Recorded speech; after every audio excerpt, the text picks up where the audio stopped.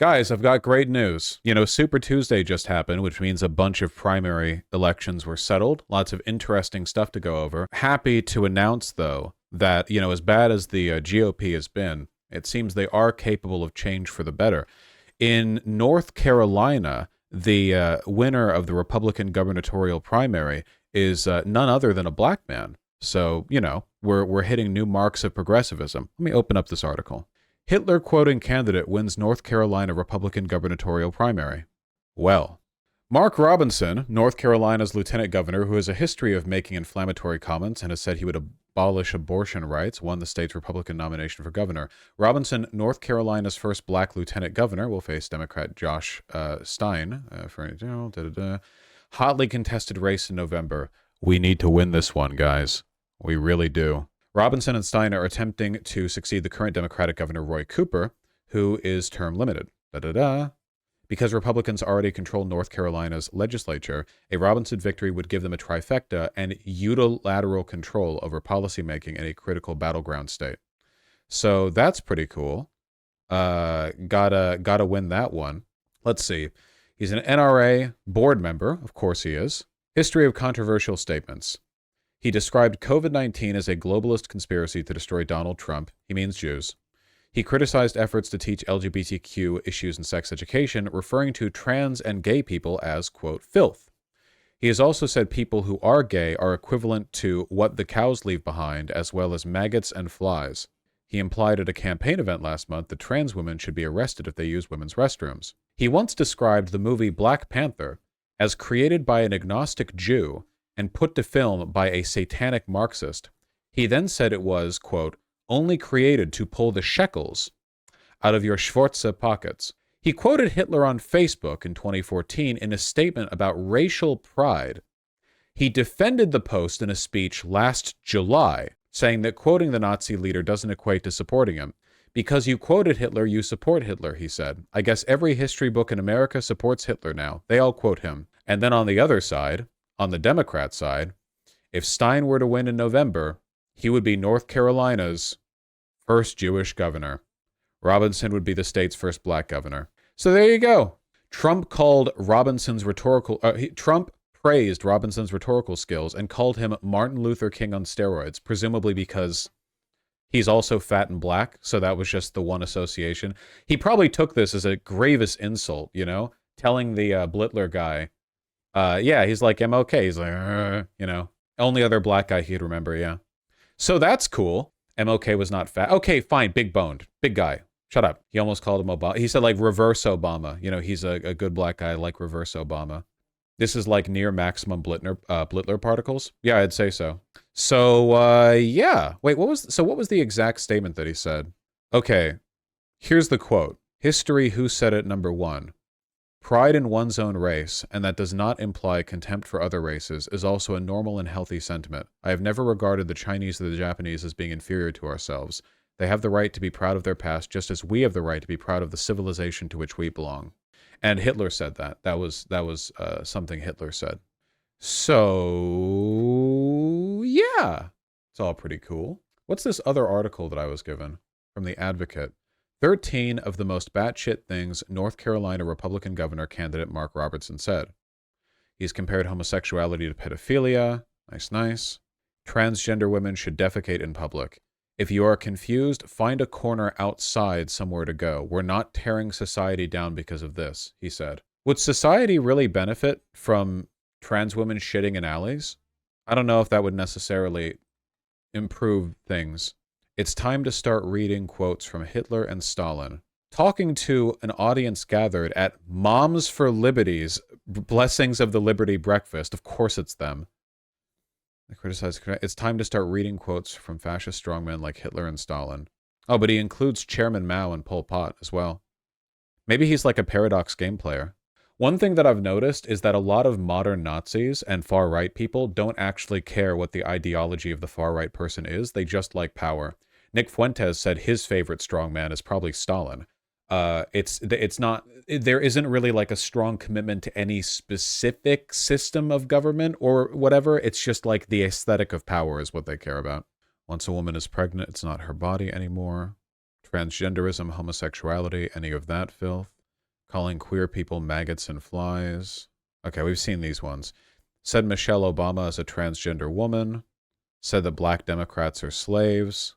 You have to imagine this guy like really likes Candace Owens, right? Because Candace Owens is the other like turncoat token black conservative who weirdly defends Hitler, you know? Homosexuality will lead to society's collapse. In response to the Pulse massacre, in which 49 people were killed in a queer nightclub, Robinson still said that being gay is an abominable sin. Homosexuality is still an abominable sin, and I will not join in celebrating gay pride, nor will I fly their sacrilegious flag on my page. Shortly after calling reports of the Holocaust, quote, hogwash, Robinson went on the podcast of an alleged cult leader in 2019 and endorsed... Which cult leader? Excuse me? Is this Stefan Molyneux? Wait, this article is also not saying who the cult leader was. Okay. I wasn't able to find out who. Sorry. And he endorsed the host's remarks that Jewish bankers are one of the 4 horsemen of the apocalypse. The other 3? Muslim people, China, and the CIA. I know racists get elected all the time, but how is this piece of shit even considered? Well, most Republicans would probably disagree with this guy's statements, but most Republicans are also extremely in-group oriented, and they vote GOP down ticket. So it's the issue here isn't like every Republican in North Carolina is like vetting this guy and going, yeah, we agree. It's some of them are, to be sure, but most of them, I imagine, are just going after the person with the most backing and endorsement. This guy was the lieutenant governor, and also Trump has endorsed him. So the problem with the GOP isn't just that it's full of Nazis. It's that the non-Nazis have never really had an issue working with the Nazis if they felt it wasn't too rhetorically damaging. Like, there are lots of people in the GOP who are not only not Nazis, but not ideological fascists. There are MAGA congressmen who will agree with everything Trump says and does, who are not ideological fascists. They don't like wake up and think about like the political, preferability of fascism. They're just, hungry, dishonest power seekers, right? So their problem isn't so much that they believe those things, it's that they're willing to work with those people to attain power. And in the long run, functionally, the difference between these two things is pretty minimal, I'd say, You wouldn't be surprised if the moon landing or 9/11 was fake. Beyonce's music has a satanic message. True. I don't know anything about Beyonce's music. Robinson stands by everything he said. The Republican defended all of his Facebook posts in a 2020 interview with local outlet WRAL, saying, I don't back up from them a bit. More recently, Robinson has attempted to distance himself from anti-Semitism by claiming to support Israel. Curious. Weird how, like, an obvious Nazi seems capable of supporting Israel. Wild, huh? This guy is doing the, like, the alt-right, tradcon Christian conservative thing really, really well. That seems to be the underlying motivator here. Oh, there's even more of this shit on the Wikipedia page. In March 2023, more of Robinson's past social media statements emerged, including Facebook posts appearing to call the figure of 6 million Jews perishing in the Holocaust into question.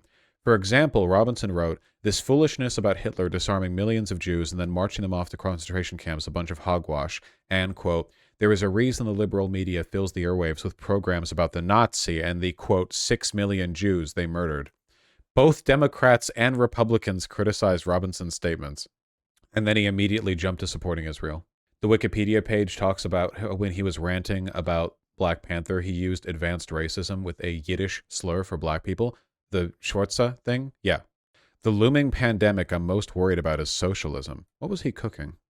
Over 7 years, he used his Facebook page to attack immigrants, members of the LGBT community, Jews, and black people.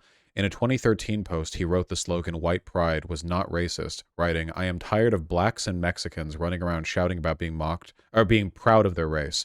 Robinson later wrote, note to liberals, I'll accept gay pride when you accept white pride. In other posts, Robinson mocked Chinese accents, referred to African Americans using ethnic slurs, including, I can't even say these, promoted various conspiracy theories, Illuminati, Barack Obama is a top-ranking demon, Ellen DeGeneres in Satan's army. Robinson called the civil rights movement a communist plot to subvert capitalism and free choice. He has called Martin Luther King Jr. a communist and Ersatz Oh, that makes Trump's statements so much funnier. It's literally like two different kinds of racism clashing, where Donald Trump, who is very racist, is just thinking like, oh, how many black people do I know? Oh, he's like MLK, and this guy just has to seethe about it because he can't like rebuke Trump. Oh my God. He defended the Kent State Massacre of 1970. What is this guy cooking?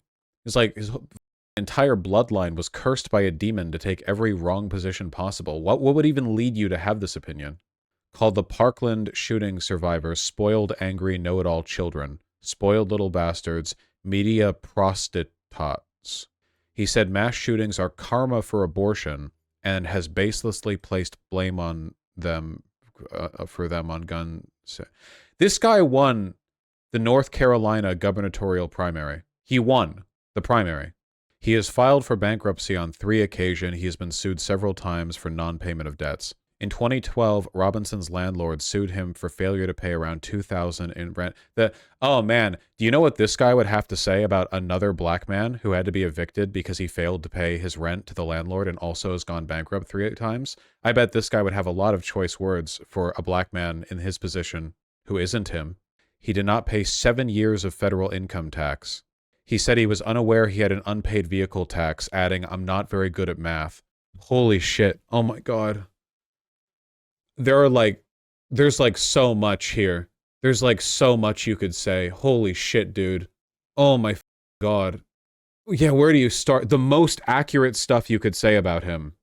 Jesus Christ. I don't think a writer could come up with a character like him. They did. It was in a show called The Boondocks. Except, I guess, even then, this guy is a lot worse than that guy.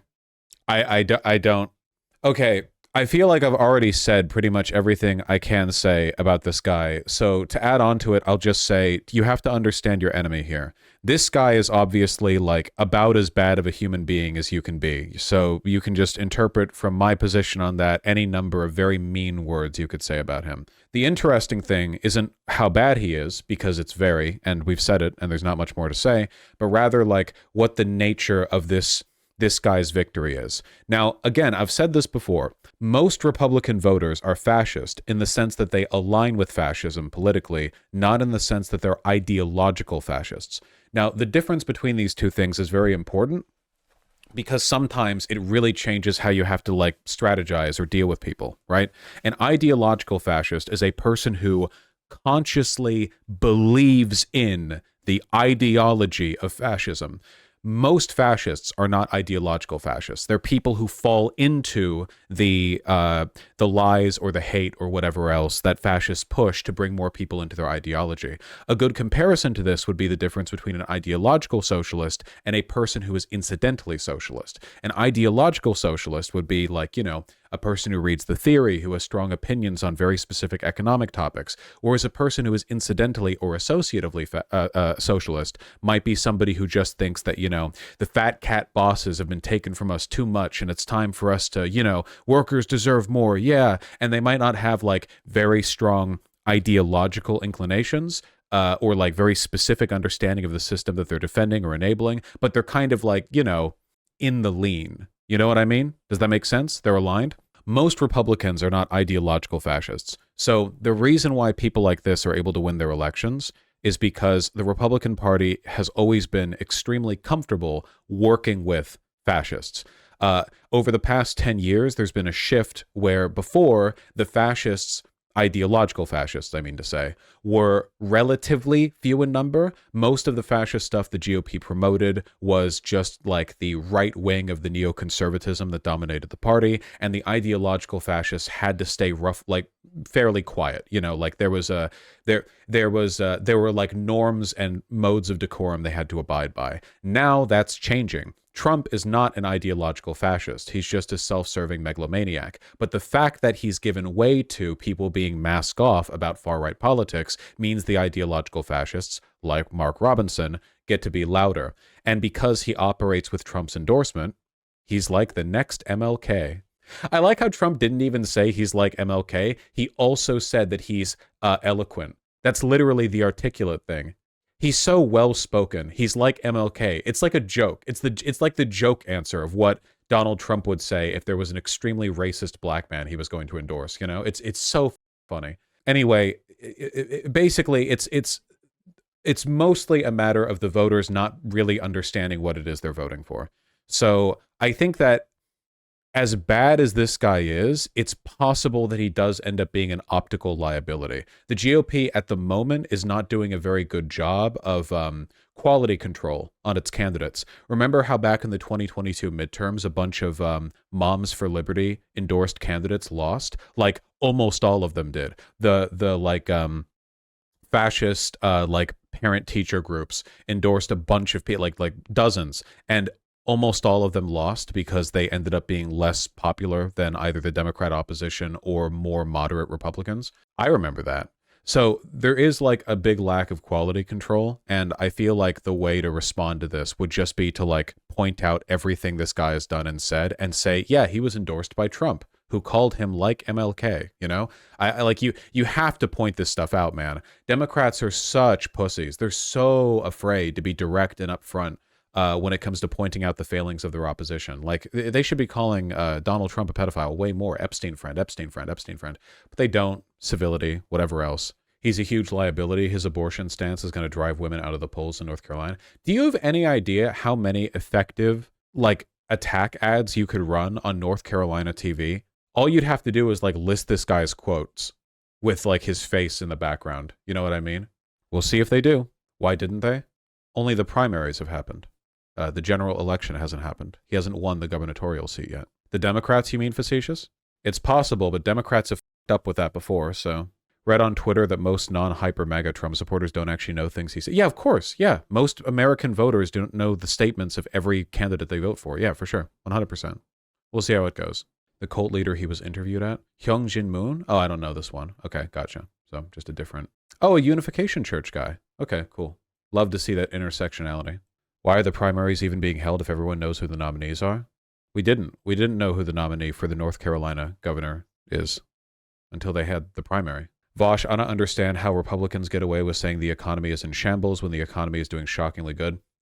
Sorry, if you believe the economy is doing well, it's because you're a neoliberal wonk who listens to things like data.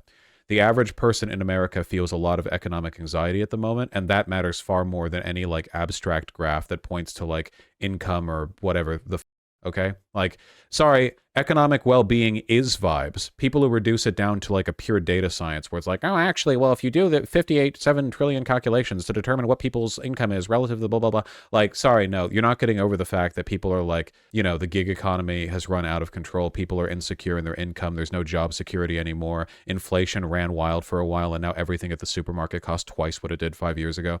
Like, you can't, even if all of these things are accounted for in other ways, which they aren't, you can't get around that. Rent costs, good lord, the rent costs, the availability of housing. The data isn't there for that either, Vosh. Neolibs just select for data that looks good, like raw GDP. Yeah, I understand the complexity of these equations, and I do think that like we're not in a recession, for example. It is objectively the case that we're rebounding economically really well, but we doesn't mean the working class. It means the nation of America, and that ain't like an evenly split pie, you know? It's also possible for things to be doing really well economically, but for people to still be miserable, because the way things are doing well economically is through systems that make people, well, miserable, right? Like the gig economy makes people miserable. You can up people's income all you want. It doesn't change that fact. Housing prices, everything, you know? The Democrats should really, really, really stop trying to sell this like, hey, America's already good the way it is bullshit, because people just don't feel that way. And politics is about giving people narratives about how you're going to improve the country, and the country needs improvement. It's not dishonest to say, hey, I know people are struggling right now. Yes, thank you. I hate liberal anti-pop. Yeah, because a bunch of liberals, spineless, dickless liberals, are obsessed with the you know, with the like high they feel from feeling like an intellectual who gets to disprove the emotional, whiny anxieties of hundreds of millions of people, you know? Like, what all these, you know, single mothers and college students who are eating ramen and people who can't find a place to rent without splitting it between 3 roommates, blah, blah, what they failed to realize is, and then they point at like a graph in 1 point font, Times New Roman, pages and pages, like, wow, look at these equations, you know? Like, yeah, no. If people feel economic anxiety, if people think that the economy is like not doing well, that is a problem in and of itself. And it's not one that's going to be fixed by smarmily going up to people and saying, well, actually, look at this graph, that doesn't fix anything. And I don't think the smarmy liberals who do this think it fixes anything either. I think they just like feeling smarter than like the average voter, which is just a really dumb way to approach politics.